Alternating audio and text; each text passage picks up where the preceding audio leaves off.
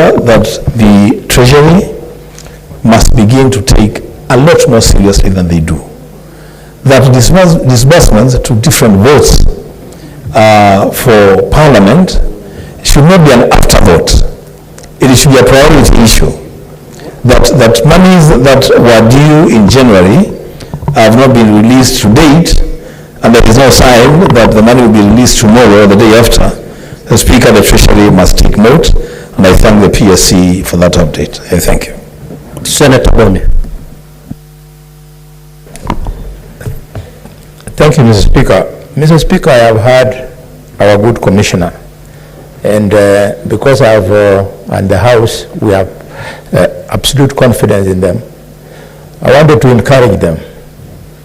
Parliamentary Service Commission must realize that under Article 249 of the Constitution, 248 of the Constitution, you enjoy absolute independence.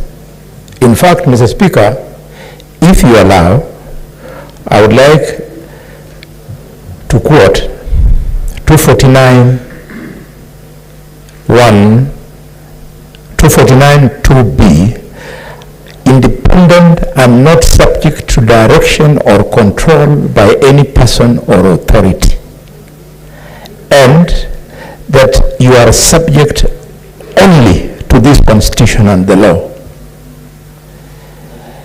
Given this provision, given that the National Assembly has done the necessary appropriation, at what point does the Parliamentary Service Commission, and I'm not addressing Senator Mugeni, I'm addressing the Commission, do you lose your independence, that the envisaged independence of the budget of Parliament ends up being subject to the direction of the executive? We would like you to briefly tell us that you are up to the job, and if there are challenges you are facing, then approach Parliament so that we can adversely engage the executive. If Parliament is going to fail because you are losing your independence, that is the beginning of failure of government, because if Parliament is unable to oversight the executive, you open up avenues for corruption and all that. We therefore would like to encourage you and tell you that we are behind you. This is not personal. It is about the Constitution of Kenya. The executive must be oversighted. And we are here equipped, ready and willing, energetic. We want to do it. The old era where people used to do what they liked when they are in an executive office should be brought to an end. Mr. Speaker, you have seen in this House, we've invited ministers to come and answer questions arising from their portfolio. Ministers, knowing that this new trend was actually pioneered by their nominating authority, the President of Kenya, they still tell us to go to hell.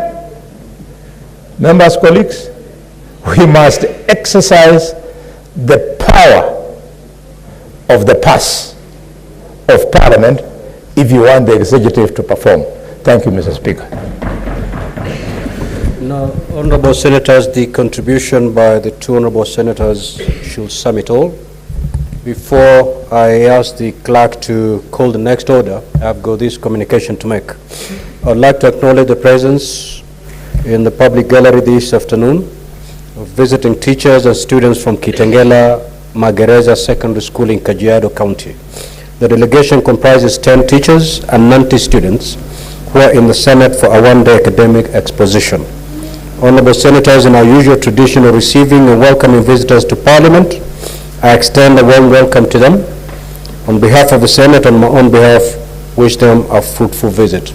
I will ask Senator Peris Tobiko under 1 minute to extend a word of welcome. Thank you, Mr. Speaker, for giving me the opportunity to welcome students from Kitengela Magereza Secondary School to the Senate.